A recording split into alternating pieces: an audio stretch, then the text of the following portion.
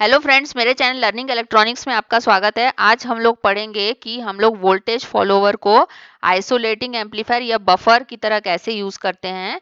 तो video start करने से पहले मेरे चैनल को सब्सक्राइब कर लीजिए और बेल आइकन को भी प्रेस कीजिए ताकि और अपडेटेड वीडियोस आप तक पहुंच सकें। तो चलिए वीडियो स्टार्ट करते हैं। सबसे पहले हम लोग को ये पता होना चाहिए कि हम लोग वोल्टेज फॉलोवर को आइसोलेटर या बफर एम्पलीफायर की तरह क्यों यूज करते हैं, या फिर आइसोलेटिंग या बफर एम्पलीफायर का क्या यूज है।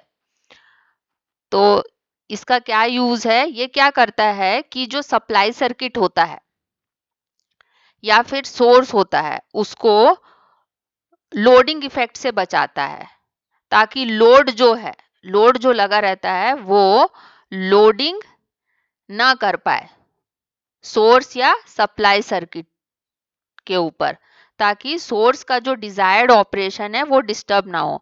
तो अगर हम लोग चाहते हैं कि सोर्स का डिजायर्ड ऑपरेशन डिस्टर्ब ना हो तो हमको सोर्स को लोडिंग इफेक्ट से बचाना पड़ेगा। उसके लिए हम लोग को क्या यूज करना पड़ेगा, बफर एम्पलीफायर या आइसोलेटिंग एम्पलीफायर, जो कि वोल्टेज फॉलोवर सर्किट होता है।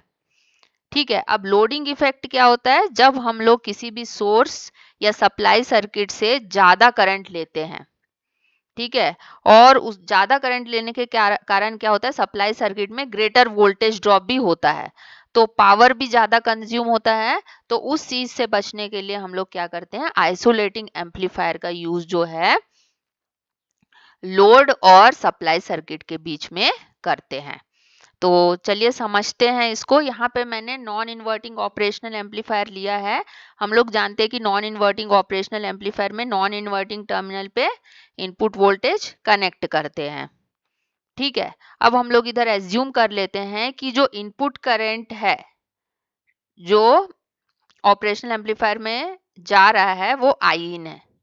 ठीक है, अब अगर हम लोग नॉन इन्वर्टिंग ऑपरेशनल एम्पलीफायर का इनपुट रेजिस्टेंस निकालें तो आर इन क्या होगा, वी इन बाय आई इन होगा।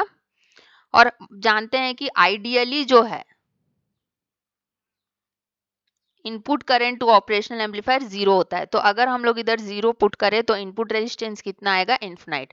मतलब नॉन इन्वर्टिंग ऑपरेशनल एम्पलीफायर का जो आइडियल वैल्यू है इनपुट रेजिस्टेंस का वो इन्फिनाइट है, या फिर प्रैक्टिकली ये बहुत ज्यादा होता है। तो प्रैक्टिकली जो इनपुट इम्पिडेंस है नॉन इन्वर्टिंग ऑपरेशनल एम्पलीफायर का बहुत ज्यादा होता है। और हम लोग जानते हैं कि अगर हाई इनपुट इम्पिडेंस वाला कोई सर्किट होता है तो वो जो है लिटिल करंट, बहुत ही कम करंट जो है ड्रॉ करता है। ठीक है, तो इसको हम लोग ओम्स लॉ से समझते हैं, जैसे कि by Ohm's law I is equal to V by R होता है। तो यहाँ पे हम लोग क्या दे रहे हैं, अगर रेजिस्टेंस इंक्रीज होगा तो करंट जो है डिक्रीज होगा। तो जब कोई भी सर्किट जो है हाइयर रेजिस्टेंस, हाइयर इंपिडेंस या हाइयर रेजिस्टेंस लोड को फीड करता है तो कम करंट जो है उसको देना पड़ता है। ठीक है, तो यहाँ पे हम लोग वोल्टेज फॉलोवर को लास्ट क्लास में भी पढ़ चुके हैं। जब इस नॉन इन्वर्टिंग ऑपरेशनल एम्पलीफायर में R1 को हम लोग इन्फिनाइट कर देते हैं और RF को हम लोग जीरो कर देते हैं, तो ये जो है वोल्टेज फॉलोवर सर्किट बन जाता है। ठीक है, और हम लोग नॉन इन्वर्टिंग ऑपरेशनल एम्पलीफायर को वोल्टेज फॉलोवर के लिए क्यों यूज करते हैं, वोल्टेज फॉलोवर बनाने के लिए क्यों यूज करते हैं, क्योंकि इसका इनपुट इम्पिडेंस या इनपुट रेजिस्टेंस बहुत ज्यादा हाई होता है, इन्वर्टिंग का नहीं होता है। इसीलिए हम लोग नॉन इन्वर्टिंग ऑपरेशनल एम्पलीफायर को वोल्टेज फॉलोवर बनाने के लिए यूज करते हैं। ठीक है, अब यहाँ पे एक सर्किट से इसको समझते हैं। यहाँ पे हम लोगों ने लोड कनेक्ट किया है। लोड को कौन फीड कर रहा है, एक पावर सोर्स फीड कर रहा है। अगर ये हाई इम्पिडेंस लोड है, हाई इम्पिडेंस लोड है तो क्या होगा, by Ohm's law I is equal to V by R. तो हाई इम्पिडेंस लोड को फीड करने के लिए ज्यादा current, sorry, high impedance load को फीड करने के लिए लो करंट इसको देना पड़ेगा पावर सोर्स को। तो यहाँ पे करंट क्या फ्लो होगा, करंट लो फ्लो होगा। तो इसके ऊपर जो लोडिंग है वो भी कम होगी, मतलब करंट कम लग रहा है तो लोडिंग कम होगी, तो इसमें वोल्टेज ड्रॉप भी कम होगा, तो पावर भी जो है कम कंजप्शन होगा। ठीक है, अगर हाई इम्पिडेंस लोड को पावर सोर्स फीड कर रहा है। अगर वही लो इम्पिडेंस, मान लेते हैं कि लो इम्पिडेंस लोड को पावर सोर्स फीड कर रहा है, तो फिर से ओम्स लॉ आ जाता है, I is equal to V by R. अगर लो इम्पिडेंस लोड है, रेजिस्टेंस डिक्रीज हुआ तो करंट इंक्रीज होगा, तो लो इम्पिडेंस लोड होगा तो ज्यादा करंट जो है, ज्यादा अमाउंट ऑफ करंट ये लो इम्पिडेंस लोड जो है पावर सोर्स से खींचेगा। तो यहाँ पे जो करंट है वो huge amount of current flow होगा। ठीक है, आई जो होगा वो ह्यूज अमाउंट होगा। इसके कारण क्या होगा, पावर कंजप्शन ज्यादा होगा, वोल्टेज ड्रॉप जो है सप्लाई सर्किट में ज्यादा होगा, पावर कंजप्शन ज्यादा होगा, यानी कि पावर का ज्यादा यूज होगा।